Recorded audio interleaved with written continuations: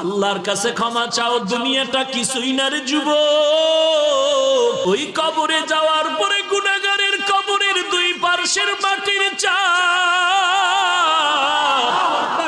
পাজরের হাড় চুরমার হয়ে যাবে। একটা নয়, দুটো নয়, 70 থেকে 99টা সাপের কামড়।